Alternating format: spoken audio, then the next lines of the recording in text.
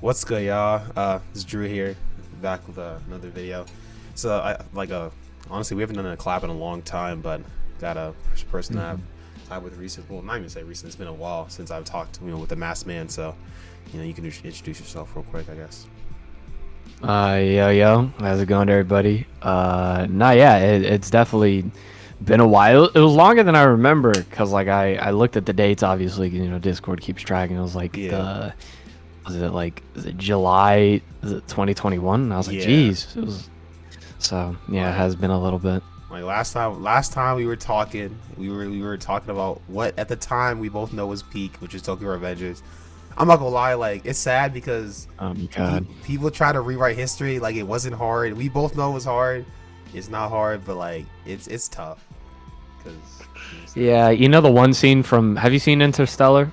nah, I haven't seen it, so what happens? Okay. Well, there's a scene in the movie essentially where there's one where the one guy sees himself in the past and he's trying to stop himself and he's like banging on the door. He's like, no, stop, no. Like that's what that feels like looking Yeah, back at it's the older like videos. Yeah. because like I'm not gonna lie. I mean, I'm not. This is not a Tokyo Revenger video, obviously, because no. But we just chop it up so it could like be in here because it's tough because I remember at least for me I know I like it was up there with like I enjoyed it. There was a time I enjoyed reading it more than like JJK Weekly, One Piece. Like these were shows that I really liked. I Tokyo Revengers more at the time, and I even remember watching some of your videos. It was like like Tokyo Revengers was. I mean you kind of put me on in that sense, but it was like it was up next. I was like okay cool, and then it's just tough. But that's just funny because that was like that was I mean these both hopefully Very like different. yeah these series age a lot better than Tokyo Revengers ended up doing so. But Yeah. Yeah. that's a crazy tangent. But today we're gonna be talking about two villains that are honestly I'd argue at least in the first half of their shows probably the best in their series, and that's Askeladd and Griffith. So yeah, I mean, I guess what are your thoughts on just like we could talk about Askeladd first, or we can talk about Griffith first because you're like I feel like you're when I think of your channel I think of like Berserk because I mean a lot of people that are under my fans they kind of look at you as like the Berserk guy. Obviously you talk about a lot of other series like I feel like you're like the man of 1,000 series in that sense, but you kind of like Berserk. Like when I think of you I think of Berserk. So like what are your thoughts on Griffith and just overall like him? I say we just talk like the golden age arc like him in that sense. hmm I think what allows Griffith to stand out so much is he's one of the few characters that I know equally has done like one of the most evil things possible within a series, right? Yeah, But yet everyone also recognizes there's so much nuance to his character. Despite him doing one of the most atrocious acts ever, to ever classify him as pure evil would be a complete understatement to his character. And I think that's how well of a character Mir wrote him as, right? Where there are even moments in the Golden Age, which are some of my favorites, where it's just him and Guts. And it's like you get to see Griffith's human side, right? The humanity that he ends up abandoning, but moments where he asks if what he's doing is cruel, and he clearly does feel a horrid guilt for what he has to do, but he understands it's things that he's going to have to do in order to accomplish what he wants. So overall, I think Griffith is just, I think if you ever want to study how to make things personal between your main character and your main villain, you don't really have to look much further than Guts and Griffith. And Griffith is such a huge part of that, right? Obviously. Every action he does, everything he says carries weight, and every scene he's in defines what will happen throughout the rest of the story, pretty much. So I feel like that's something really special, the mere fact that people want to see what happens to him, yeah. clearly punishment for what he did 30 years after the series has started, right? And 20 something years after the Golden Age started, like Yeah, that just, I mean, my guy, that just, it's that speaks to it. yeah. Like I know a lot of people were trying to get me to read Berserk because I mean I'm like I would say I'm a big I was a big One Piece guy, still kind of am. But a lot of people I would tell them like one of my favorite series or like I thought the best series at the time was One Piece, and people were always like no it's Berserk, and I was like all right I'm gonna make I'm definitely going to read Berserk at one point in time. It's gonna happen, and I knew for a fact that Berserk had some like dark themes. Like we know what happens with Guts very early on in the series, and we know what happens to Casca a little bit later on. But I knew the series was heavy and a lot of heavy stuff happened, but like I guess for my initial thoughts on reading the series, just I'm kind of in the I think it's like the Lost Child arc, so I'm in the middle of there. I'm not really done with the series. Lost Children, yeah. But I like my initial thoughts for reading like the Golden Age arc. So I'm like, starting out, Guts is hard, he's really cool.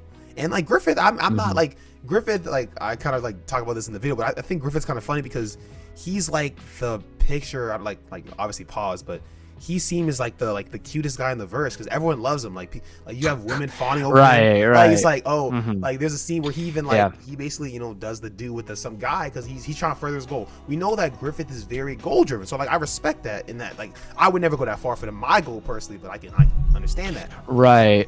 Right. Yeah. I understand that, but like we know that Guts and Griffith have this great relationship, similar to a lot of series. And one thing I didn't know was I didn't know Griffith was a villain. Like I never knew that. So I'm like, okay, Griffith is a cool guy. Guts beats him at the beat, like in that first or the second fight, I guess. And it's cool. Like they have this cool dynamic. Then Griffith gets like hoed in the sense of he gets caught up, God slipping. He's basically we know what happens with Griffith, and like he was basically in prison for a long time. I think it was like a year, and he's basically put in this situation in which he's basically brought not to even ground zero, it's like below that.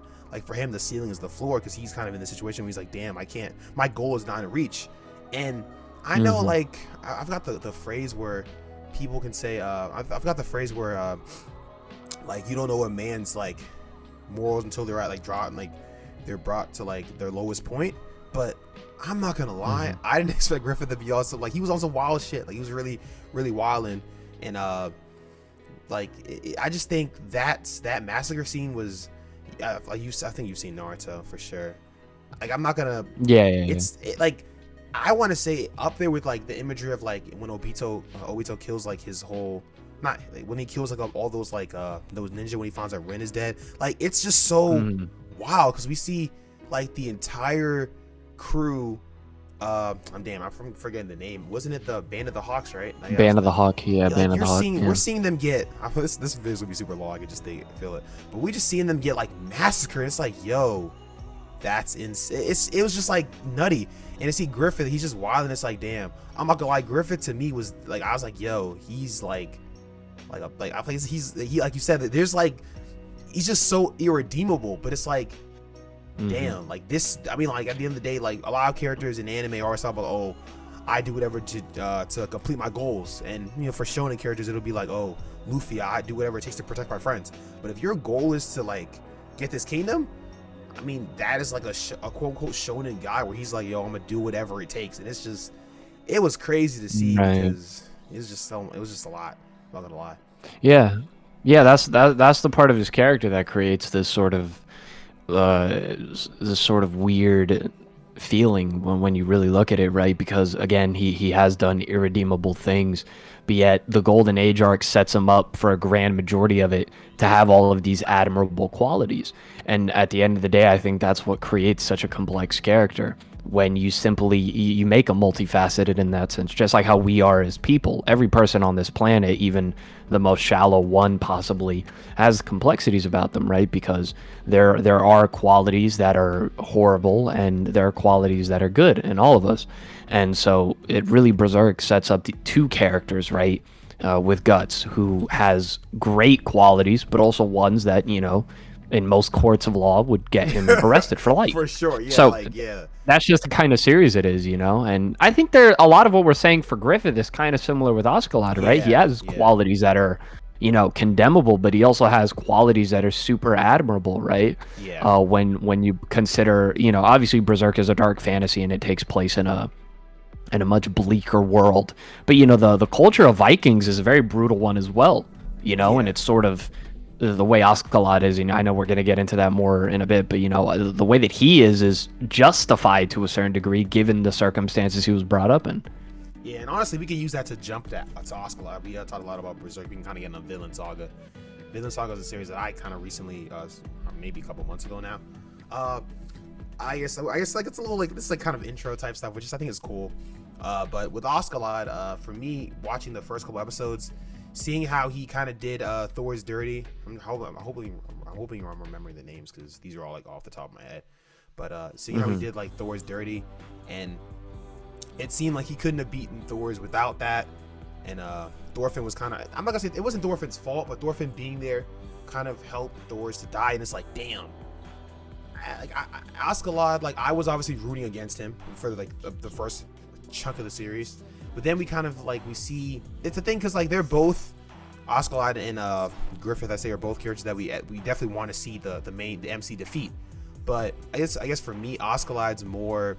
Obviously I think he's more redeemable and stuff. But it's interesting how like Askeladd, it's like a flip, because in Vinland Saga we have the beginning of the show, everyone wants Askeladd dead. I think I'm just talking as myself as a viewer, kind of expanding upon it, but like we're all against Askeladd, it's F him, we don't like him. But then towards the end of the show, the end of the season 1, when he's kind of killed, it's like it's almost like, damn, he kind of like, we know he was gonna die, he needed to die, but it was all, I think it was a little sad. And it's like, damn, like he never had a normal life, kind of similar to Thorfinn in that sense. But Griffith, it's like the inverse, because at first everyone's like, Griffith's the cool guy. He's like, him and Guts are like the two-man duo or whatever kind of thing. But then at the end of the season 1, at the end of that arc, it's like, yo, F Griffith. He's really like a low down traitor. So I think that's a cool dynamic I peep while looking at those two characters in the series. Yeah, no, yeah. I was glad you brought that up regarding the two, because you have Griffith, who his whole thing is, even though in the Black Swordsman they established that he's femta, you sort of wonder like, okay, why do these two hate each other, right? Yeah. And then you go through Golden Age, and by the end of it you're like, yo, I hate this guy, he's the worst thing out there. With Askeladd, it's the opposite, right? Like you said, it's like he starts off clearly, from Thorfinn's perspective, he's a scumbag, he's all this, that. And yet throughout the story, you get to see the redeemable qualities of him more and more and more and more. And the way that he challenges Thorfinn, even like, yo, after you kill me, what are you going to do? Yeah. What are you going to do once you kill me? What's your life beyond that? And even in the end, what Askeladd did, to ultimately put Canute over, right? A bit of a selfless act, somewhat, right? Versus Griffith, who takes the ultimate act of selfishness. So in the end, it's one of those things where it's like they're both incredible leaders. They're both incredibly charismatic characters. I think they're both very well done, multifaceted characters. But this goes to show that, every series is different. And obviously these two characters are very different. But it is interesting to see sort of just how much a character's entire concept can be changed just by tweaking some things, doing the opposite to a certain degree. So I find that to be a very interesting thing. Yeah, like I feel like it's super interesting, and like we can kind of touch upon like, how far I think they both like when you look at like their goals. Again, we talked about Griffith kind of to a degree of how far he went. Like when I look at Griffith, there was no line, at least after he finished the Golden Age arc, there's no line he's not gonna cross. So like he views, he talks about, I think early on, he's like, yo, I don't view people I view people who don't have goals as less than me. And like, Guts takes that as, damn, I can't be less than Griffith. I want to make him proud. So that's why he goes and try to find his purpose and want to be his equal. Yeah. The friend equal sort of thing. Yeah. Yeah. But like that's a part of it. And then later on we see Griffith is like, he likes Guts, but you kind of, at least I think it's a cool thing with the when you look at the series retrospectively, you kind of looking at it like, does Griffith ever have a special bond with Guts? I think so, but you could make the argument that he only likes Guts because of how useful Guts is. If Guts wasn't as useful, would he enjoy him? That kind of, like, I feel like that's an interesting perspective. Right. There's part of it that, like, obviously he sees Guts as useful, and I think there is a reality where he sort of wants to view Guts in that way, but we clearly see there's a conflict within him where that definitely isn't the case, because I think Guts was the first person to treat him as a normal person, not the great Griffith that everyone else was treating him as. So in a way, Guts was an escape from the cruel reality of his dream. And that's why Guts, when he's having this breakdown, he's like, why do I care so much? I shouldn't care so much, but I do. So there's that. There's definitely that aspect. Again, it's just all of these different things that make them all the more nuanced. But it takes a very... Mira was very intelligent in the way that he wrote characters that had such bonds and relationships to each other that it just made the whole it was just beautifully played out, I think. And seeing the way that Griffith was able to lead someone like Guts because of the qualities that he had, I would argue it'd be very difficult to find many other characters that could. I mean, we know how Guts is. To have someone who Guts is willing to work under, is... It's like, Guts is a very, probably top 10 hard-headed, like, you're not going to control Guts in that sense. And I think right. We're probably gonna touch on Guts and Thorfinn a little bit later because they're like the MCs that kind of control. I think we can touch upon that after.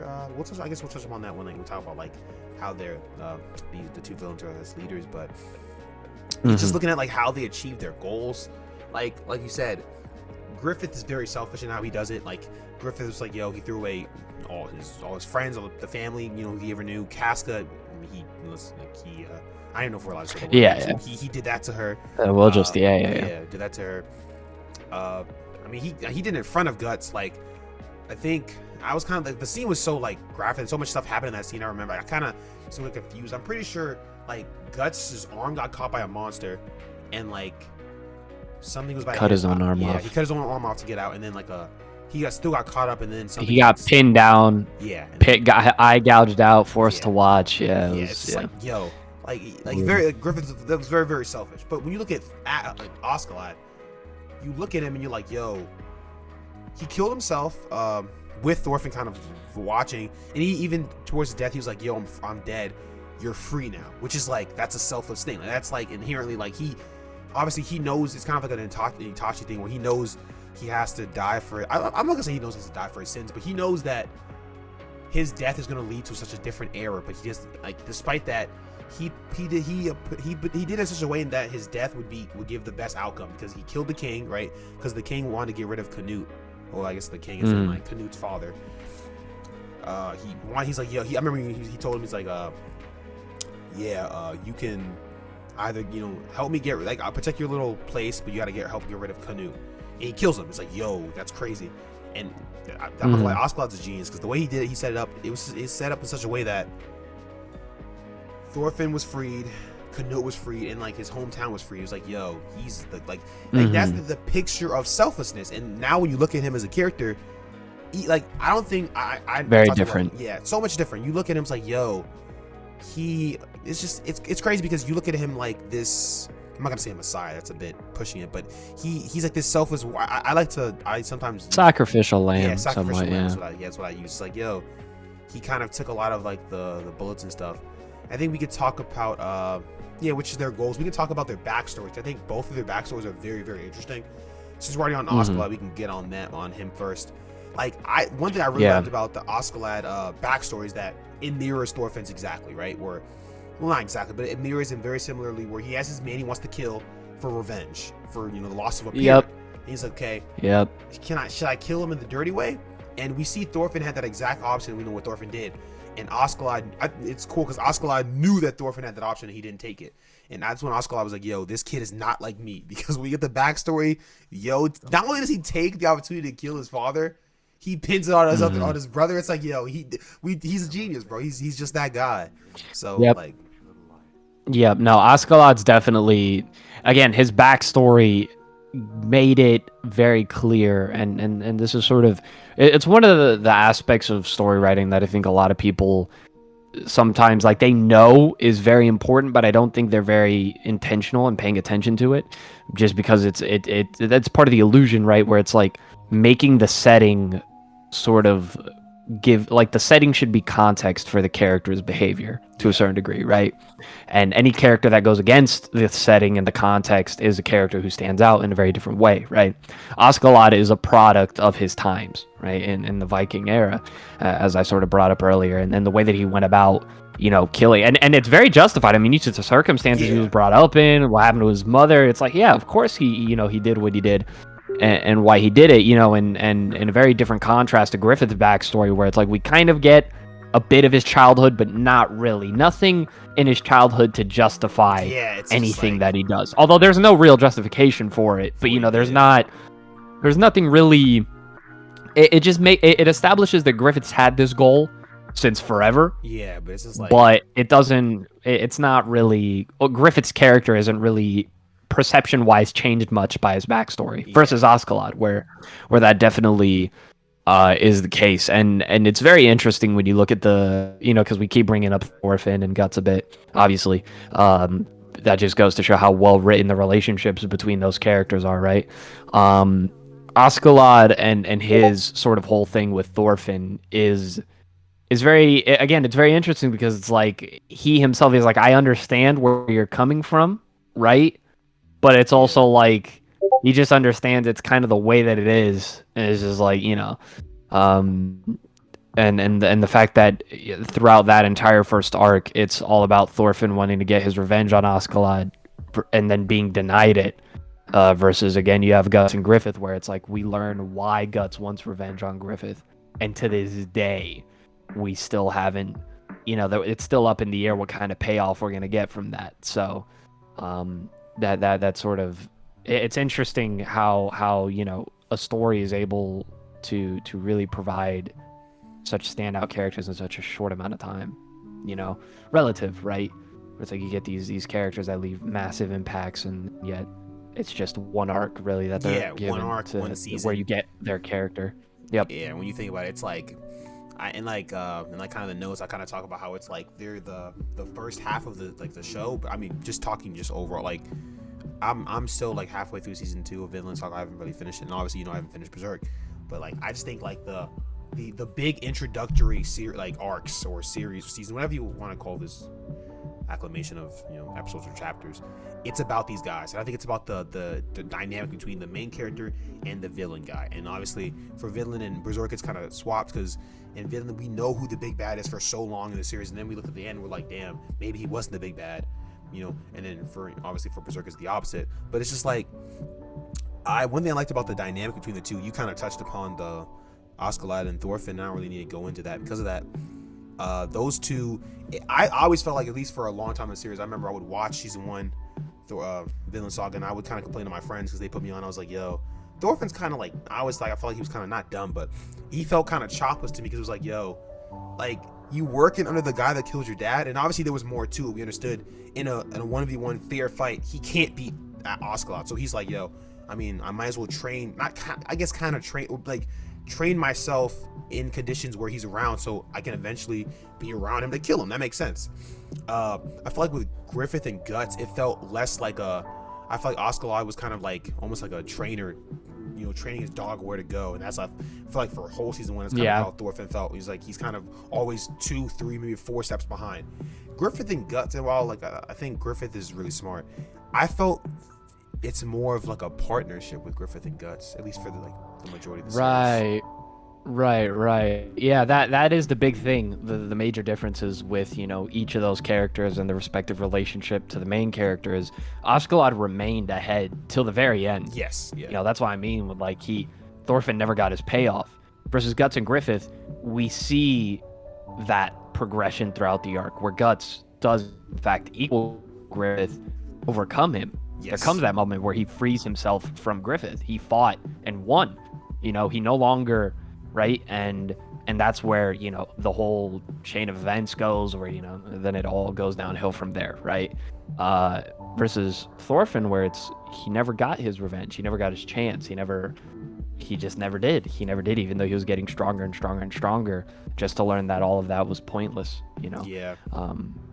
But I again, it's those moments with those characters where, especially, I love that so much from Askeladd, where despite being the reason Thorfinn has, this need of revenge to avenge his father, in a way, Askeladd became a separate type of father figure for Thorfinn, in a way, and I found that to be a very, I don't know, it was just, it's something that's so odd to see, and I don't really know if there's many other places I could feel have that similar dynamic, Yeah, I like, I think a similar, I don't think it's as direct, but I like Itachi versus Sasuke kind of dynamic. I was gonna say that, yeah, Where, big brother, little brother. Yeah, like, it's like Itachi, Sasuke, obviously everyone loves Naruto.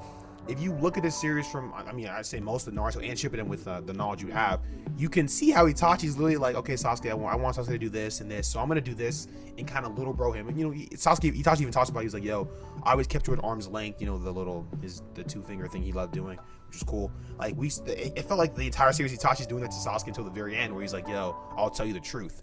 And that's the kind of like dynamic where it's like, okay, that's good. It's good to see, because towards the end of like season 1, I actually kind of laughed a little, because I'm like, yo, like in a lot of other series, they would have had this cool Thorfinn Askeladd amazing fight, and Thorfinn just edges in him and kills him. Like a lot of anime would do that. That's the gimme. And I feel like off like immediate reaction, people might even say, oh, it was disappointing. Like, that's like the first thing people say, like the buildup is disappointing because we were expecting this big fight. And it's like, yeah, but that's not, one, this is a more realistic series. Like, that's not how the world works. Like, it's not just, okay, well, I really, as Thorfinn, I really want to kill Askeladd, so it's gonna happen for me because I'm the MC. It's like, all right, bro, well, that's tough cookies. Like, it didn't happen. And it's just like, damn. But I really do like how, like, that dynamic of, like, he's kind of pushing him away for a long time, and you have obviously Guts and Griffith. It's a little different, where I feel like they're always like together, and the small times they're apart, we see like the differences. Like when Guts and Griffith left, Griffith was in hell basically, obviously because he was captured. Yeah, and stuff like that. Yeah. So yeah, that's sort of the thing that, and we can then move on because I know there's a other topic we want to get into regarding these two, but there is sort of something as to why I love character-driven stories so much is and not to say that plot-driven stories don't do this as well, but the more that you read, I think, really well put together stories, and the more that you kind of learn about what to do and what not to do with writing, right, which is an experience, a learning one that takes a very long time. And you never stop learning. You start to notice that the whole mindset is different, where it's not about cool moments, it's about, okay, what makes sense for the story. Exactly. Right? If you have a theme, if you have a vision for this character, and you build characters around them, then every interaction that these characters should have, and every build up, every payoff should be regarding and all surrounding the theme that you've set for the story, right? That's the core of it. And that's what Vinland Saga is, And so I understand when people say, they're not all that interested. For example, season 2, a lot of people find it boring. And it's like, okay, maybe you're not a fan of the pacifistic, philosophy that it's going for Thorfinn, but that's what's appropriate for the series. Yeah. That's the direction it's been built up to. So if it didn't follow through with that, it would, it wouldn't make as much sense. So, yeah. Right. And we'll get into this. Like this, I think the last question is really good. But I guess because we're already kind of tackling it, we could talk about how do you think that they are as leaders in terms of, we know like how they do with the MCs, but just them as, because they're both, funny enough, one person's a part of a band. I guess it is like a guild. The other, they're both part of groups. So like they both are basically the leaders of these groups. How do you feel Griffith and Askeladd lead their comrades, like like what ways they do it and kind of thing? We can touch upon I guess we're already on Griffith, we can talk about Griffith first. Well, I think they're both geniuses. That's without question. They're both geniuses. And sure. I think what makes Griffith specifically, right, since we're talking about him, although this is true with Askeladd, but like what's really special about Griffith is, and the series pays attention to it, is with the eyes. He reads people. He reads them so well, intentions, and he it's very simple, where he either will bide his time, he'll take care of you now, he'll have someone else take care of you. Like in the Golden Age, we see Griffith pretty much use every single form of tactic and manipulation to further his every single form. Yeah. Be it battle strategy, whether espionage, whether political advantage, right? Like the whole relationship he has with Charlotte. If she's not a princess, he doesn't give like two damns about her. He's not pressing her for sure. It's just he does everything for his goal, which you could argue is, again, there is that selfishness to where you could argue he doesn't care as much about the Band of the Hawk, but clearly he does, right? Because there's a camaraderie, and he wouldn't have been able to do the eclipse if it wasn't for that. And I think the shortcuts he takes in order to progress his goal more and more and more shows that he does care, especially with the scene where, the one kid died, right? And he's like, well, clearly losing a shit ton of men every time we go into battle isn't the way to go about it, right? Yeah. So he put him, basically self-prostituted himself. So it is one of those things where Griffith is a leader. To put it in perspective, or to put it into words, really, I think he's like I mean, realistically, knowing how he ends up anyways, you want to stay away from him. But he's like he is the ultimate person to have as an ally and the worst person to have as an enemy. Yeah. That's how much of a horrifying force he is. And that's not just in Golden Age. So you're not caught up yet. Yeah. But he basically has like a new Band of the Hawk. Okay. And he's been running amok with that. Like he did his thing. Like, I'll just say that he did his thing. So he clearly, he just has this charisma to draw people towards him and to get them to want to work together to accomplish. Like the Bonfire of Dreams, Guts puts it into words perfectly. Everybody, attributes their small little flames into the larger flame that is Griffith. And that's the kind of infectious leader that he is, to a degree. Yeah. Askeladd, on the other hand, we'll get into that. Yeah, I was gonna say, I think like Griffith, just to touch on what you said, I think Griffith is probably like the most he's up there as one of the most charismatic characters in anime, or I guess manga and series, because not only obviously like it's like every time, especially in the Golden Age arc, we see him, they always make a point to talk about how charismatic he is. Oh my gosh, Griffith is so, obviously I talked about how he's like the prettiest guy in the verse, pause or whatever. Like they say, he's so elegant, just like his bow prowess, like everything about him is he's this perfect being. It's like, yo, Griffith is really him, and like he's like this, he's almost like a there's no flaws on the guy, as opposed to when you look at like Guts seems as like this, dirtier type of very brutal type of person. It's just like Griffith seems like that guy was like, it's like he was almost like deified in the series. It's like he's perfect. And I feel like that just helps him like lead his crew, because a lot of times people like I know for a fact, I feel like you read JJK, the way people like, especially before he got watch out for spoilers obviously, but before he got sealed, like Gojo, the way people looked at Gojo, they were like, we're in trouble, all right, hold out, once Gojo comes we're safe. That's how I felt like it was with Griffith. Like, all right, Griffith is here, okay, we're going to win. And it wasn't even just his bow prowess, like it was just morale, like just him being around people like Casca and all the other Band of the Hawk. They were just better fighters. It was insane. So that's just, I think, like as a leader, he might surpass Askeladd. Not saying Askeladd's not him as a leader as well, but it's just, I think, interesting with that. But we could talk about Askeladd and his the way he goes about being a leader. Right. Yeah, I think Askeladd is very different in the sense that Griffith, because Griffith, like you said, he's very, very, very deified. He's glorified. He's like above everyone else. Askeladd, on the other hand, feels a lot more down to earth. You know what I mean? Like he feels a lot more in the mix with things, right? So that is kind of the two major contrasts with him, and the fact that, again, I think it's also Viking culture, right?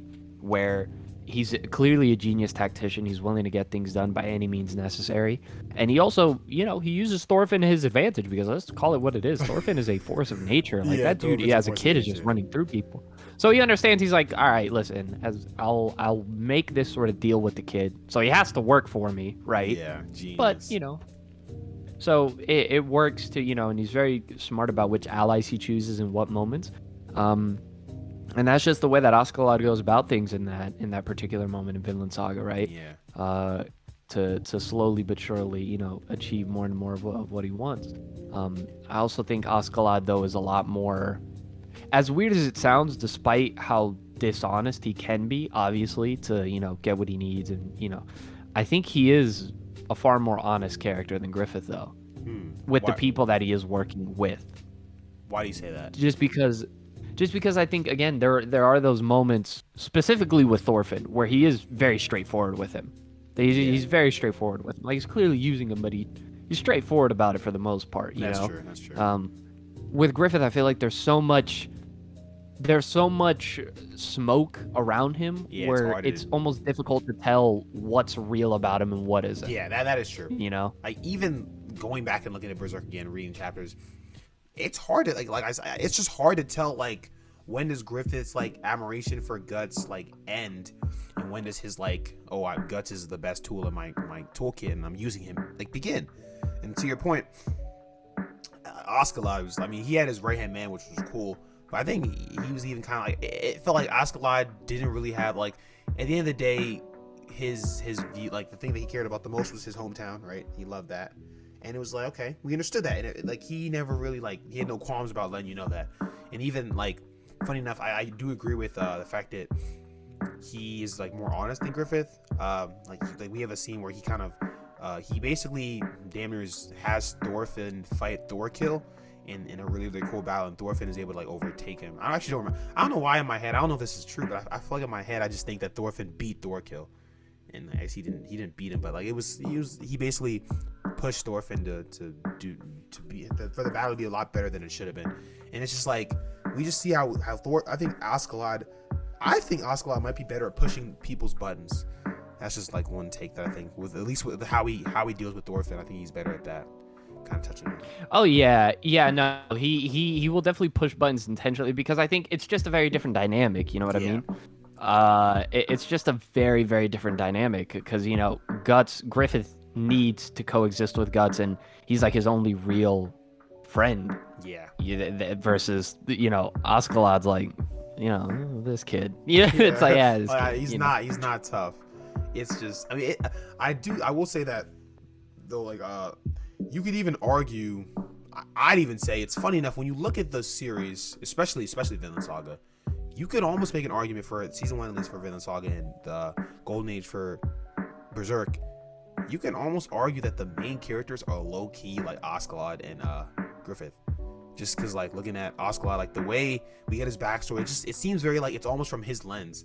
It's kind of crazy, at least for that. And I don't know how you think about, like, the Griffith situation, but to me it feels like you could almost argue it's like the perspective of, like, the Griffith. We get it kind of in Griffith's perspective, right? Because when Guts leaves, we don't really see anything about him. Like, we just know he leaves for a while. We see Griffith's torture. We see, like, his inner monologue and how he's like, damn. When he's like, I think he tries to, I don't know if he was trying to kiss Casca or something, but he's, like, trying to move to her or move somewhere, and he couldn't move after he was, like, you know, in prison and all that. He's like, yo, F this, like, it's over. And, like, you look at those, like, parts of the series, it's like, it seems like it's from their perspective. Like, they almost seem like the main characters. I think that's kind of funny. Yeah. The attention the author gives to see things from their perspective, you know, even obviously if you don't agree with their actions, nonetheless you see that is sort of the thing, right? Where it's like, in their mind, they're doing what's necessary. So yeah, I guess before we hit this question, I mean we kind of already know, but it's just like in series, like, you always, like, I was talking about this with my little brother. It's like, is there anyone in the world who, like, no, I'm not saying everything you do is justifiable, but I think everyone in the world, like, they think, like, do you think that there are people in the world that in their mind they're like, oh yeah, I'm doing the wrong thing, just there's no, like, this is just unjustifiable type thing? I feel like everyone kind of, like, is like, yeah, this, like what do you think on that? Again, I think with Griffith, that's what makes him so interesting, because I think he's aware of what he's, like, to a degree, what he was doing was wrong. You know, I think that's why there's a scene in The Hill of Swords where he, you know, he, like, comes back to check on Guts, and he's like, do I still feel anything? And he doesn't, because he gave up those sentiments, right?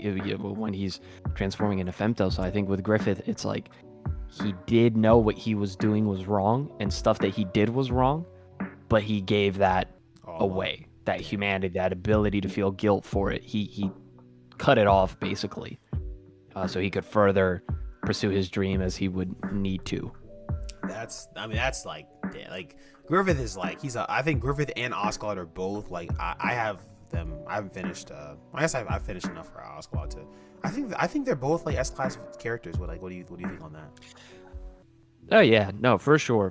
I think when you talk about some of the best antagonists, Askeladd and Griffith are always near the top of lists for a reason. Yeah. Like, that's not just because, you know, I mean, obviously there's people who are just going to cling on to popular opinion, but for the most part, people who actually read the series, you know, they're like, oh no, yeah, this is special, you know. So, but for sure, both of them are tremendous characters. Both of them, like, are, I mean, obviously anything that an author writes into their series is there for a reason. But these are both characters that are so intentionally written to be so tied with their main character. Yeah. It's like they even all these years later, chapters later, the effects of what Askeladd did in Thorfinn's life can still be felt. Although Thorfinn is at his own path of growth, and obviously, need I say what Griffith? I mean, you're not caught up, but, yeah, but it's going to affect bro for still a while. going. Yeah. Oh, it's still it. Like, bro doesn't stop. That's the thing. He's still there. Like, that's the thing. He's still out there. It's like it's. I mean, it's not even a portion of like the Sasuke Itachi thing, but it's like, at least if anyone who watched or read Naruto while it was ongoing, and like before Sasuke fought Itachi, Sasuke was always like, yo, everything he's doing, it's like, I'm trying to kill this man. Like that is my revenge. And it's like but Guts is a man on a mission. Like, he'll help kill this demon. He knows he can't sleep at night, which is like, yo, this guy's being tortured, by the way. Like, he knows this stuff, but it doesn't matter. Like, I have to kill Griffith. Like, I will not stop it. It's insane. So I mean, I'm just looking forward to kind of getting through the next couple arcs and seeing what Guts has or Guts and Griffith. Oh boy. Just wait till you read like the most recent chapters. Don't worry, it's insane. Just wait, bro. But we got one more. I think this is probably the most interesting question of the two, because they're in very interesting. They were in interesting perspectives and dynamics in their series and their different characters. So I think it'd be really, really cool to see. You give them swap them out and see how does Griffith do in the world of Vinland Saga as in Askeladd's band and vice versa. So I mean, which of the two do you want to talk about first, honestly? I mean, I'm not gonna lie, this scenario's relatively, how do I put it? It's relatively simple to a certain degree when you kind of think about it, because if Griffith, okay, if Guts was in the position Thorfinn was in, he would have killed Askeladd.